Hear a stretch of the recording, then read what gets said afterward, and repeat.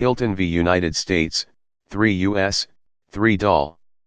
171, 1796, is an early United States Supreme Court case in which the court held that a yearly tax on carriages did not violate the Article I, Section 2, Clause 3 and Article I, Section 9, Clause 3 requirements for the apportioning of direct taxes. The court concluded that the carriage tax was not a direct tax, which would require apportionment among the states. The court noted that a tax on land was an example of a direct tax that was contemplated by the Constitution. The case is also significant for being the first case by the Supreme Court to rely on judicial review, later formally established by Marbury v. Madison, 1803, to decide whether a statute of Congress was unconstitutional. Oral argument.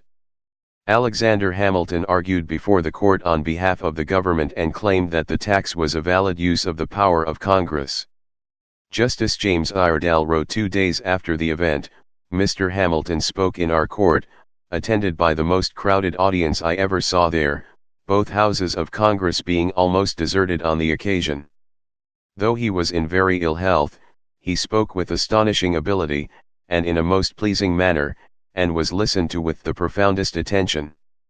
His speech lasted about 3 hours. Decision. Seriatim opinions.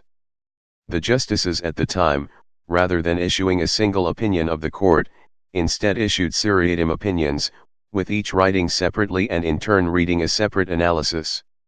Justice Chase wrote, "As I do not think the tax on carriages is a direct tax, I am for affirming the judgment of the Circuit Court."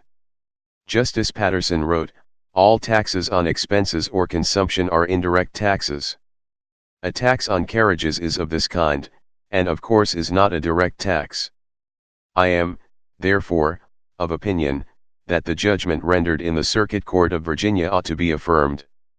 Justice Dall wrote, "I am clearly of opinion this is not a direct tax in the sense of the Constitution, and therefore that the judgment ought to be affirmed."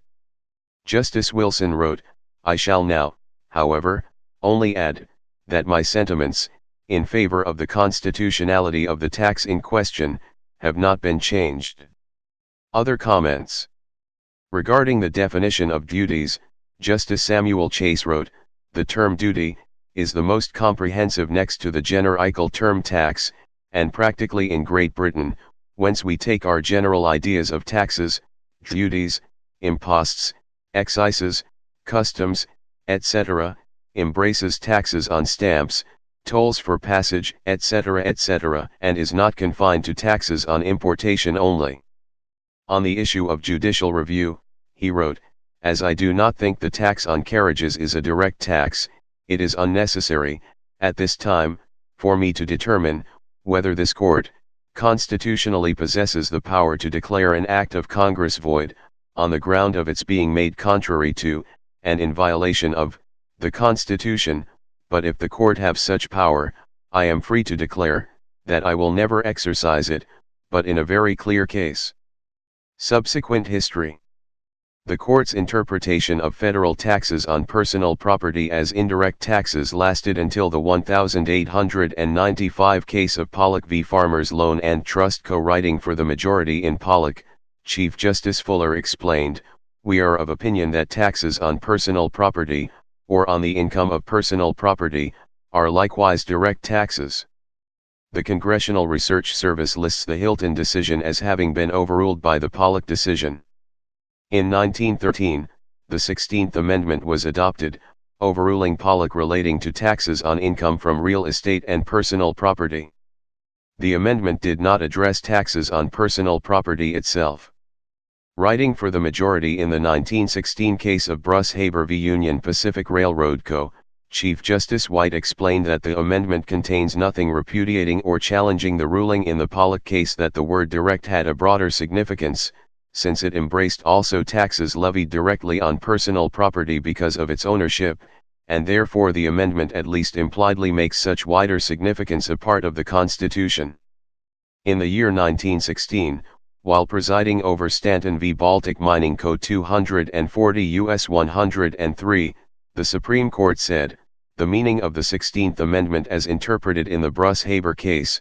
By the previous ruling it was settled that the provisions of the 16th Amendment conferred no new power of taxation. Use as precedent. In 2012, Chief Justice John Roberts cited Hylton v. United States as a precedent for deeming the mandate for individuals to buy health insurance contained in the Patient Protection and Affordable Care Act, as amended by the Health Care and Education Reconciliation Act of 2010, to be constitutional as a tax. Please subscribe and thanks for watching.